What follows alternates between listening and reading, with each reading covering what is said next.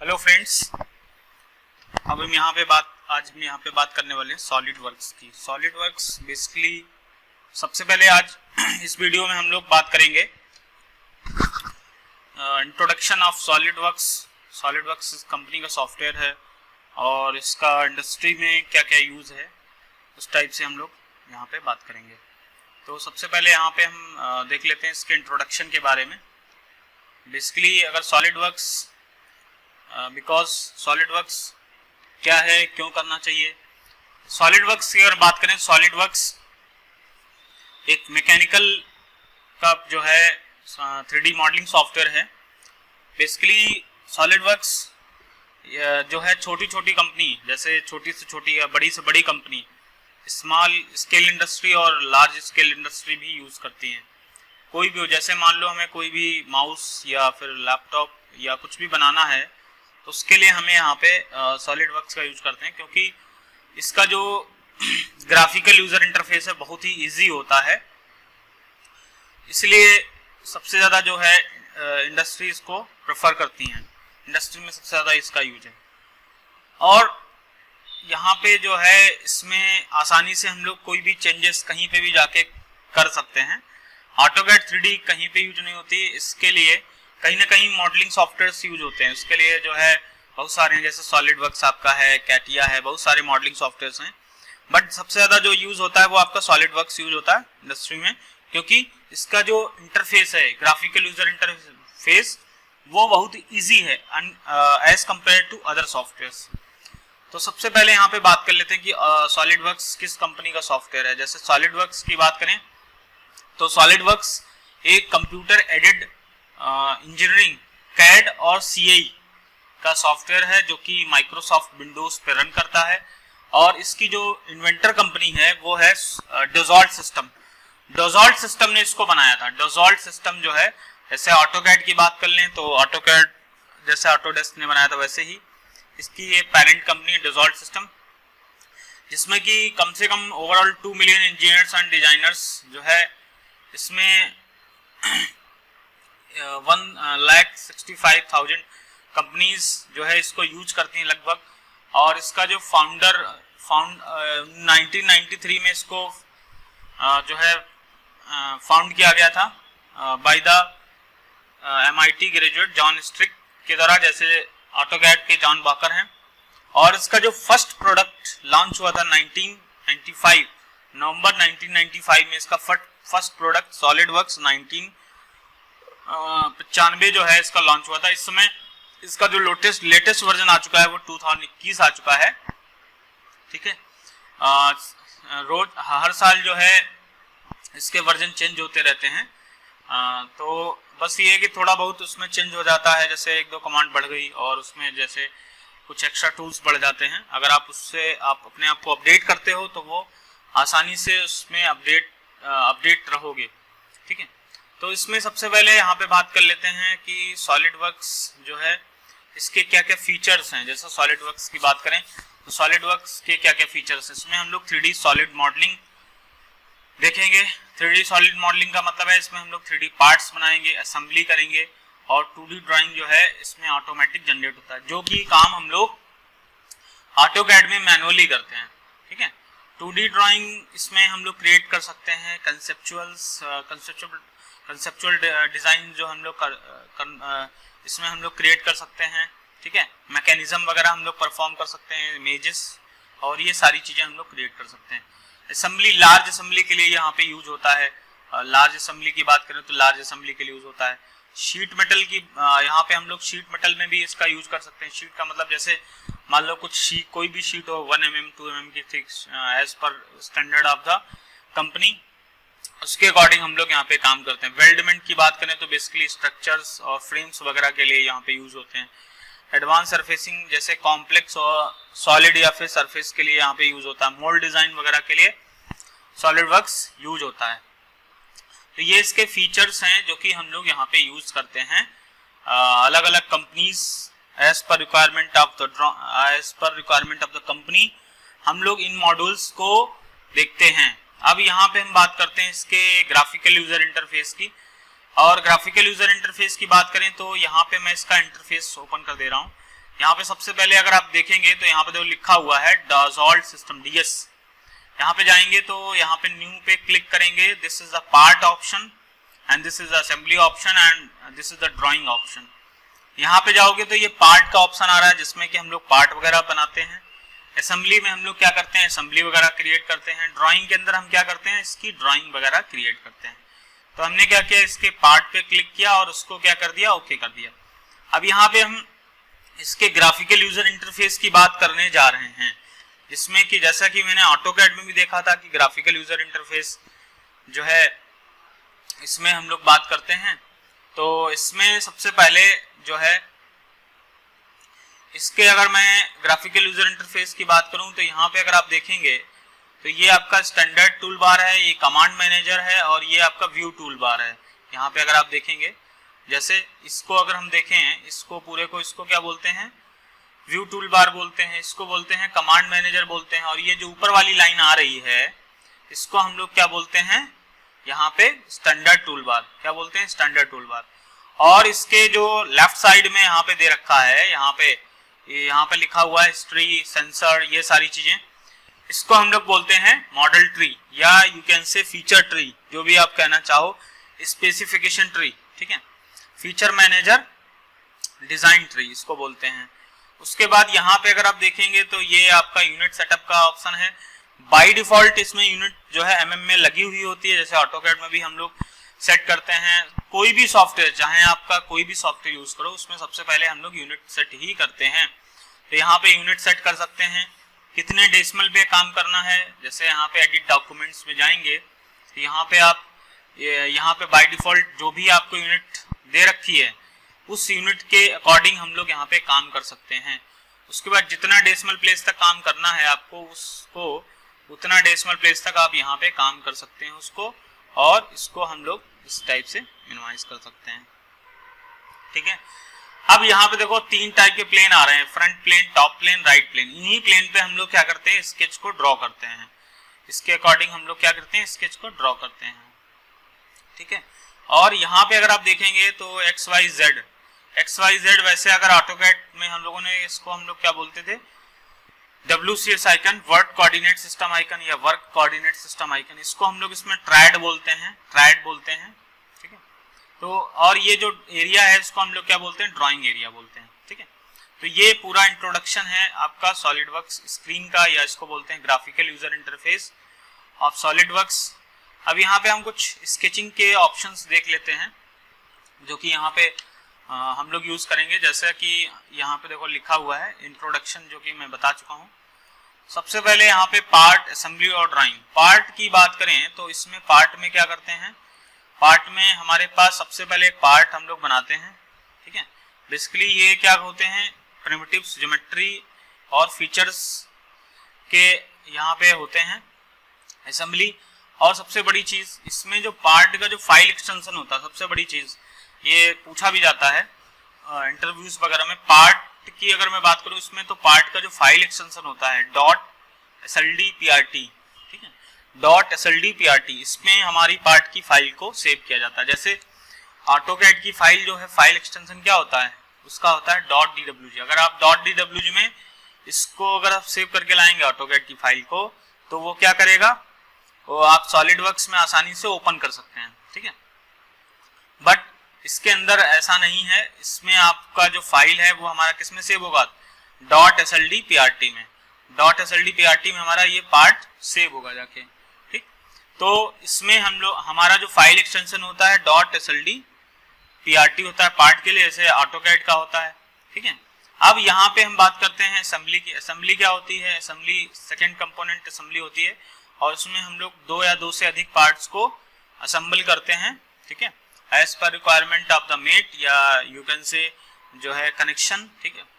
और यहाँ पे असेंबली का जो फाइल एक्सटेंशन होता है .sldasm होता है। और यहाँ पे अगर हम बात करें ड्राइंग की, तो उसमें जो है थर्ड और फाइनल से जो होता है आपका सॉलिडवर्क्स ड्राइंग होती है, जिसमें कि हम लोग यहाँ पे अपनी ड्राइंग क्रिएट करते हैं, top view, front view, side view और सेक्शन व्यू, ये सारी चीजें हम लोग क्रिएट करते हैं, ठीक है। तो कहने का मतलब ये हमारा इसमें 3 टाइप से हम लोग जो है ड्राइंग को जनरेट करते हैं। First one is the part, second one is the drawing, second one is the assembly और ड्राइंग। अब सबसे बड़ी चीज यहाँ पे ये पूछी जाती है कि जैसे मान लो सॉलिड वर्क की फाइल को कैटिया ओपन करना है या फिर सॉलिड वर्क की फाइल को एनसिस या किसी अदर सॉफ्टवेयर पे ओपन करना है, तो उसके लिए स्टैंडर्ड फॉर्मेट आता है। जैसे ऑटोकैड का होता है .dxf, तो वैसे ही सॉलिड वर्क या कैटिया का जो स्टैंडर्ड फॉर्मेट होता है .igs या फिर .step। इसमें जब आप सेव करेंगे तो वो किसी भी फाइल में जाके किसी भी आप उसमें जाके आप सेव कर सकते हैं। जब आप सेव करेंगे तो किसी में भी ओपन कर सकते हैं। अगर आपकी सॉलिड वर्क की फाइल अगर आपकी .step या .igs में सेव है तो आप इसकी फाइल को कैटिया में ओपन कर सकते हैं, या फिर एनसिस में ओपन कर सकते हैं या फिर NXCAD में ओपन कर सकते हैं, किसी में भी आप ओपन कर सकते हैं। ठीक है, तो ये क्वेश्चन आपका पूछा भी जाता है ना। उसके बाद यहाँ पे अगर हम बात करें तो इसमें 3 टाइप के स्केच होते हैं। सबसे पहला जो है वो आपका होता है अंडर डिफाइंड स्केच। क्या होता है अंडर डिफाइंड स्केच?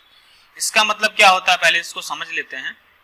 बेसिकली जो है इसमें जो है अंडर डिफाइंड स्केच क्या होता है, इसमें ये होता है कि जैसे मान लो अंडर डिफाइंड में क्या होता है कि जो डायमेंशन जो फिगर, इसमें क्या है कि अंडर डिफाइंड में फिगर हमारा मूव करता है। ठीक है, मूव करता है। क्यों मूव करता है? क्योंकि उसमें डिग्री कुछ ना कुछ जो है डिग्री ऑफ फ्रीडम होती है एक्स और वाई में।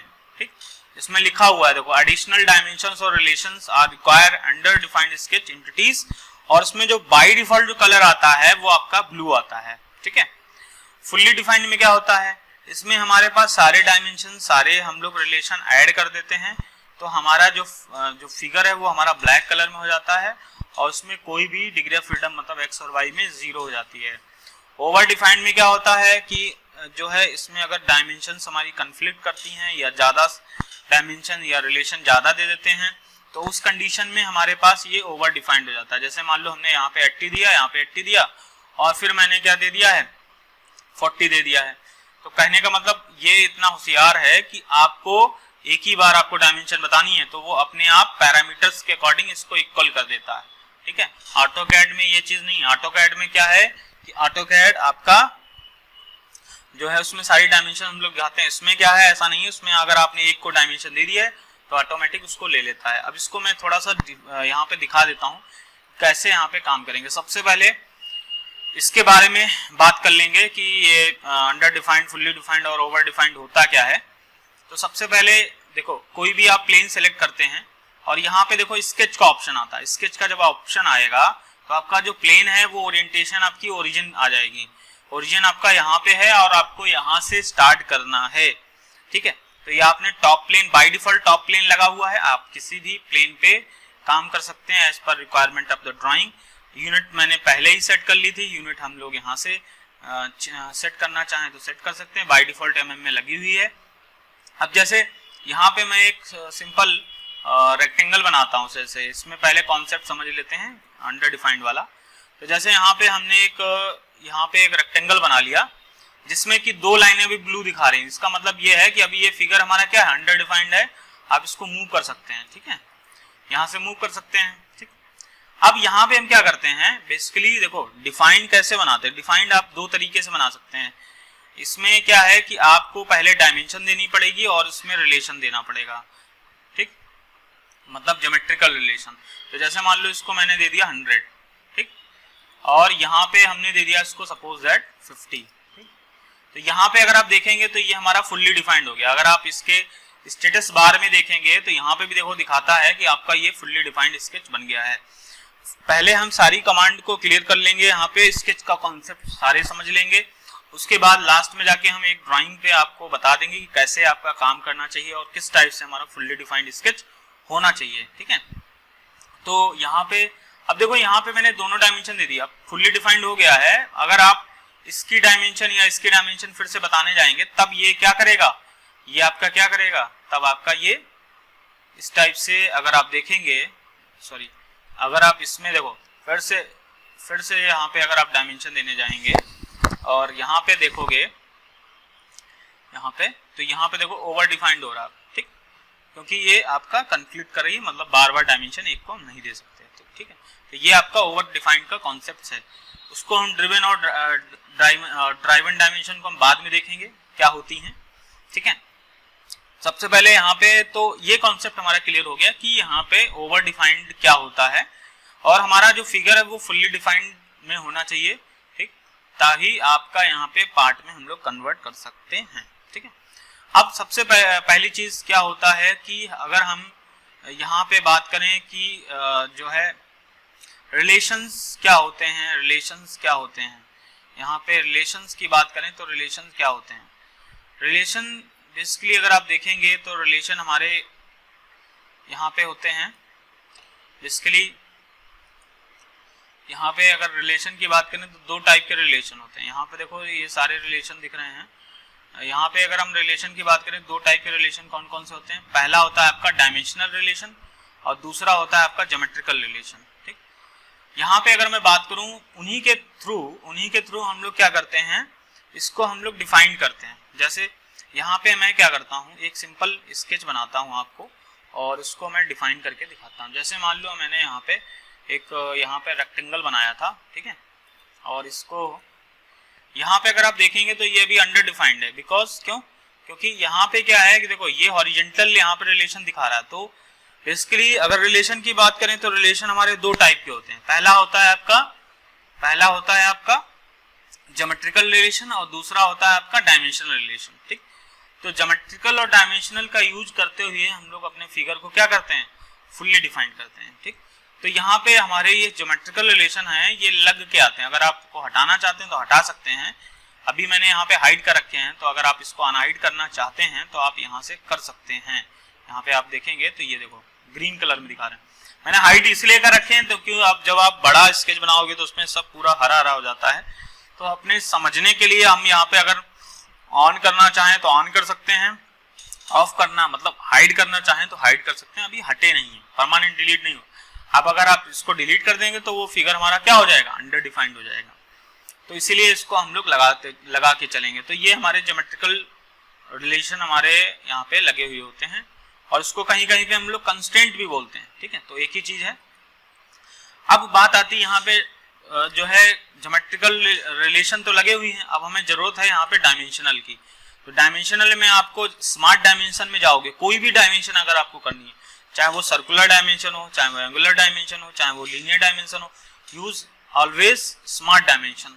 यहाँ पे अगर आप देखेंगे तो ये आपका स्मार्ट डायमेंशन का यूज करेंगे। जैसे यहाँ पे मैंने दे दिया 50, ठीक। अब यहाँ पे अगर आप बात करेंगे तो इसमें जैसे मान लो इसको मेरे को एक बीच में एक प्लेट में एक होल बनाना है, ठीक है। तो मैंने स्मार्ट डायमेंशन से इसकी भी देखो, मैंने बोला था ना कि इसमें अगर आपको जैसे कोई भी डायमेंशन लेनी है 25 मैं इसको 25 दे देता हूँ, ठीक, सपोज दैट, ठीक। अब इसकी पोजीशनिंग देखो, अभी ब्लू दिखा रहा है, अंडर डिफाइंड भी दिखा रहा है, क्योंकि इसकी पोजीशनिंग आपको ओरिजिन से बतानी पड़ेगी कि भैया यहाँ पे इसको जो है 50 देना है, ठीक, और इसको जो है ओरिजिन से मतलब होता है तभी आपका डिफाइंड होगा। इस टाइप से हमने क्या किया, इसको दे दिया 25, 25। यहाँ पे अगर आप देखेंगे तो यहाँ पे देखो ये आपका फुल्ली डिफाइंड हो गया है। तो इस टाइप से हम लोग जो है फुल्ली डिफाइंड फिगर अपना करते हैं, ठीक है। इस टाइप से हम लोग क्या करते हैं, इस फिगर को अपना फुल्ली डिफाइंड वगैरह करते हैं। तो इस वीडियो हमने देखा कि इंट्रोडक्शन क्या है, उसके ग्राफिकल यूजर इंटरफेस को देखा, ठीक है, सॉलिड वर्क्स के। अब हम नेक्स्ट वीडियो में सारे स्केच के टूल्स देखेंगे, ठीक है।